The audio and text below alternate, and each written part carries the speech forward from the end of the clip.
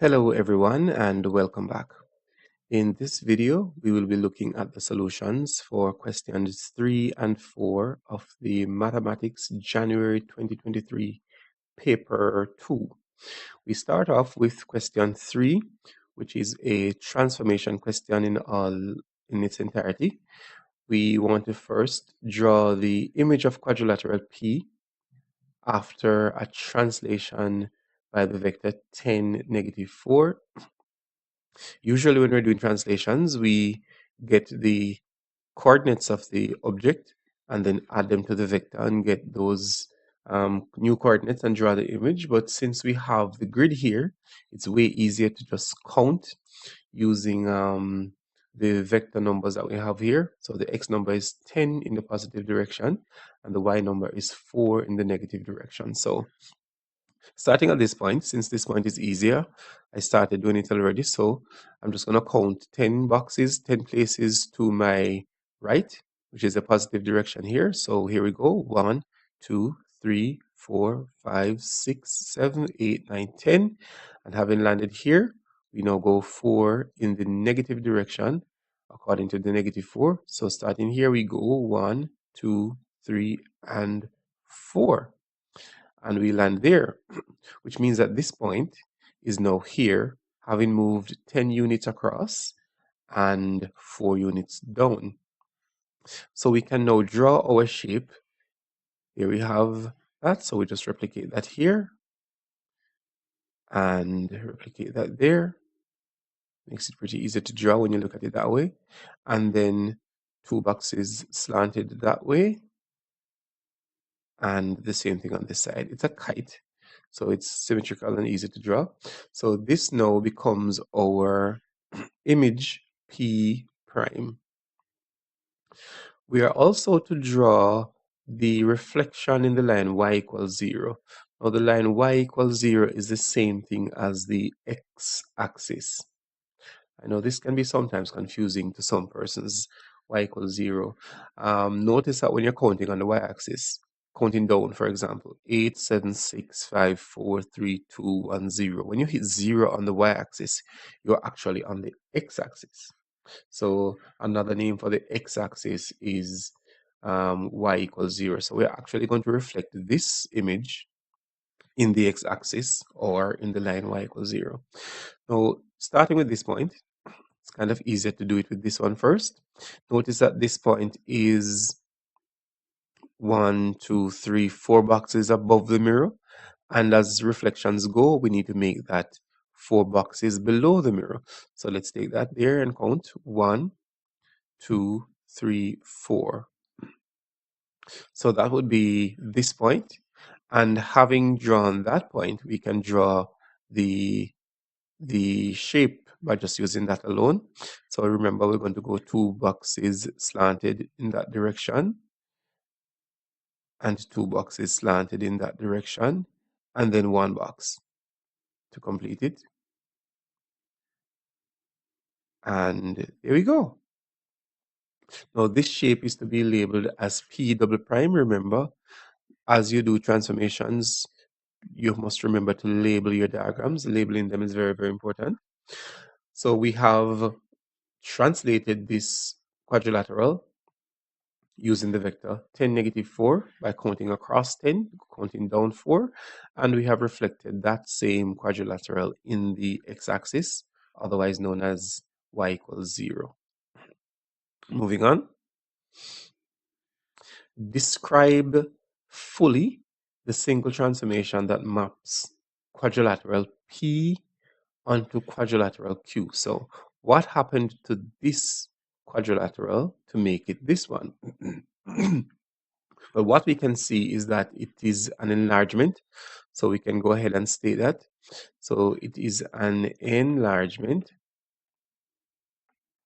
Now, if we're going to describe the transformation fully, this word here is a bit important. We cannot just say that it's an enlargement. An enlargement has a scale factor, so we must state that.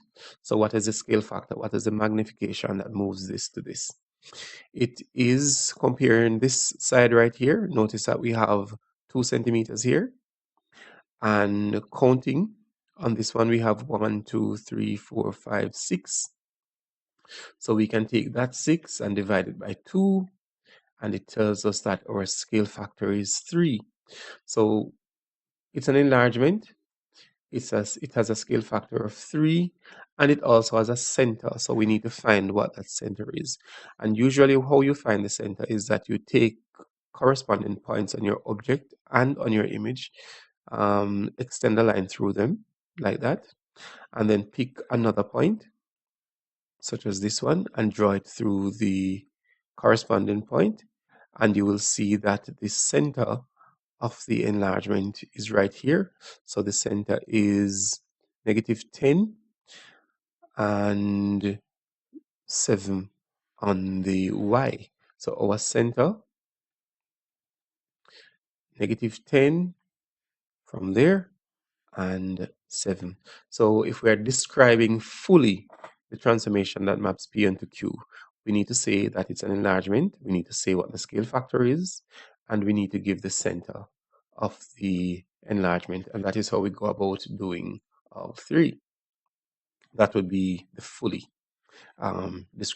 description of the transformation. Next, we want to describe fully the transformation that maps P onto R. So how did this get here?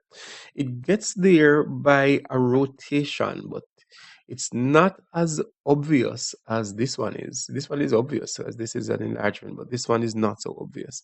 So what do we need to do when we're describing a rotation? It is a rotation, but how do we fully describe it? Well, one, we need the direction, and we need the angle, and we need the center. We need these three things. First, let's talk about the direction. The default direction for rotations is anticlockwise, and this looks anticlockwise, so we can go ahead and write that anticlockwise. And now we need to deal with the center, and then we can easily find what the angle is. Now, to find the center is not very, very easy, but you should, for the exam, have a geometry set, and that's a very crucial piece of equipment that you need to have. So first, I'm going to connect two similar points on my object and image. So let's take this point, for example. I'm sure of this one, and that point is the same as this point. This is going to take a little bit of time, but it's a useful thing to learn. And I'm going to go over here and get my compass. This compass is going to help me sort this out. So let me move the compass here, and I want to bisect this line that I've just drawn. I want to bisect it. Let me make sure that I put it right there on the point. All right, there it is. I'm going to bisect it, reduce this in length a little bit. All right, I think I have it now. Now let's move this angle over a little bit because I want to bisect this line. And in bisecting the line, okay, I'm going to leave it there. Then I'm going to shift this compass point to the next one and see if I get a good bisection there. All right, let's bisect. Almost got it. Let's put it back on the other side and see if we can get a better line. So having it there, let me just draw this around. Hopefully it stays in the same place. Very nice. So I have bisected this line here, and having bisected it, I need to put a line through it. So I'm going to put a line through it like this. There we go. It's not exactly accurate. I'm going to try and fix that. All right, just a moment there. That looks a little better. Okay. Next, I'm going to connect another set of points. So having done that, let's connect the endpoints right here, because those two are obvious. I'm not sure what the other points are doing. So once we do that, we're going to do the same thing again with our compass. We're going to bisect this line again. And let me just put the point there, right there. All right. And shorten this a little bit. Now I'm going to swing my compass and make a line like that. Take that compass point, put it to the next one, and swing again. All right. Having done that, I'm going to bisect. Well, it is bisected. I'm going to connect the intersection, these intercepts. So I have the red line. This is a red line. This line is important. I'm going to do the same thing to this one. There we go. And what we want, it's a lot of lines, but what I want you to see is where the two lines intersect with these two straight lines that I drew through. They intersect right here, right there, and that is where our center is.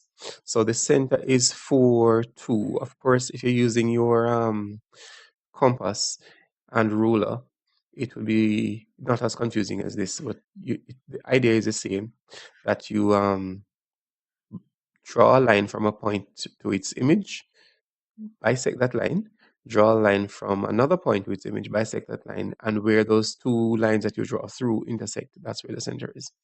So the center is at -4, 2.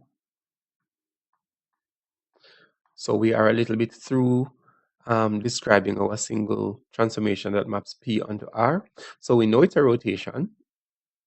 We know it's anticlockwise. We have found the center, and now we need to decide what the angle is. Now, amidst all this confusion, and let me see if I can get a different color line in there. So taking this point here, drawing it to the center, which is here, and then drawing that same another line to the same point on the image, you realize that this angle here that it forms is 90 degrees. And that completes it. So we have 90 degrees here. And so you could write a sentence saying the transformation is a rotation anticlockwise with an angle of 90 degrees and a center of -4, 2. So remember, in finding the center, connect a point to its image, bisect that line, do the same thing with another point, draw lines through, and wherever those two lines meet, that is where the center is. All right, so we're going to move on to the next question now. And the next question is a bit less complicated or less crowded. It has lines L and M are drawn on the same, on the square grid below. Write down the coordinates of the x-intercept of line L. So this is line L. This is the x-intercept, and that is 6 on the x and 0 on the y. The y-intercept of line M, this is line M, and that is the y-intercept. And of course, that coordinate there, or that pair of coordinates, is 0, -2. So we have written them down. Moving on to the next part. The equation of line L is x plus 2y minus 6 equals 0. Find the value of k, given that the point 9, comma k lies on the line. So what this is saying is that the x number here is 9, and we are looking for the y number. So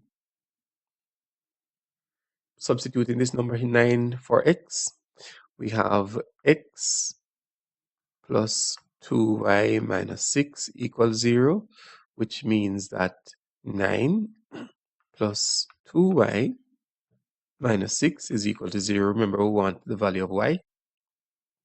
So let's isolate the y here. So 2y is going to be equal to,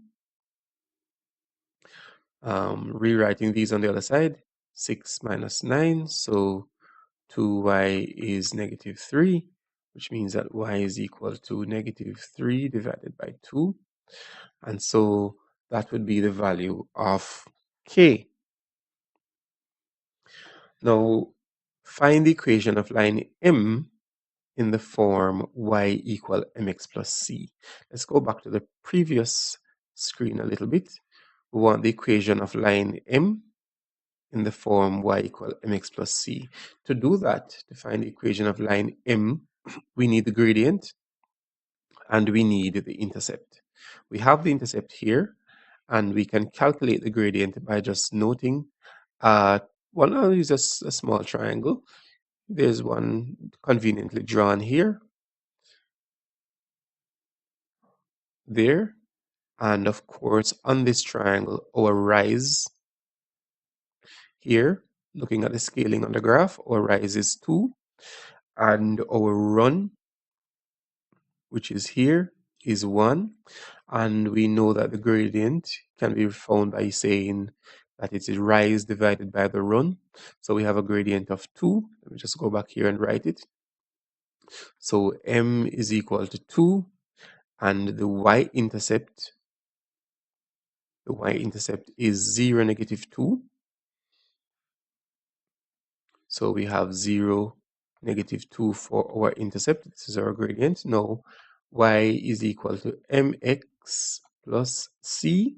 So we have our m, so we can substitute that. And substituting it, we end up with y is equal to 2x. And the point at which it crosses the y-axis is negative 2. So that becomes the equation of the line M in the form y equal mx plus c. So there we have that. And then it says, show by calculation that line L and M are perpendicular. Now, what does that mean in terms of lines? If we have two lines, y, let's call them y1, is equal to m1x plus c1, and y2 is equal to m2x plus c2. Now, m1 and m2 are the gradients of the lines. If we have two straight lines being perpendicular, then what we know is that when we multiply m1 times m2, we get negative 1. And that is how we can show by calculation that the lines are perpendicular. So we take the gradients of both lines and multiply them together. Now we have the gradient for line M, which is 2. We need to find the gradient for line L. Line L here, the gradient is not obvious, so we need to write it in terms of y. But here we have this, so let's take it up there. X plus 2y minus 6 equals 0, so we're going to write it in terms of y, which means that 2y is equal to, rewriting these on the other side of the equation, 6 minus x, and then dividing by 2. Y is equal to 6 minus x divided by 2, which means, therefore, that the gradient for this line is negative a half. See it from here, minus x over 2. Rewriting this another way, in case you don't see it, y would be equal to 6 divided by 2 and negative x divided by 2. And that there gives us the negative half. So now that we know both gradients, we can simply multiply them. So m1, the gradient of m1, of line 1 rather, is a half, negative a half, and the gradient of line 2, m2, is 2. And of course, you see here, we end up with negative 2 over 2, and that of course gives us negative 1. So we have shown by calculation that the two lines are perpendicular. This is essentially how you go about doing it. The line L and M represent the graph of a pair of simultaneous equations. Using the graph on page 11, which is this graph, write down the solution to the pair of simultaneous equations. Now the solution lies exactly where the two lines intersect. And so this is the point where they intersect, and the x number there is 2, and the y number there is 2, corresponding to the coordinates 2, 2. So that is how we read it off. That is how we solve a pair of simultaneous equations using straight lines. Wherever the two lines intersect, then we know that that is where the solution is. Thank you for watching. You can find past papers and practice papers along with other support material on the website at csecmathtutor.com. Until next time, continue working hard.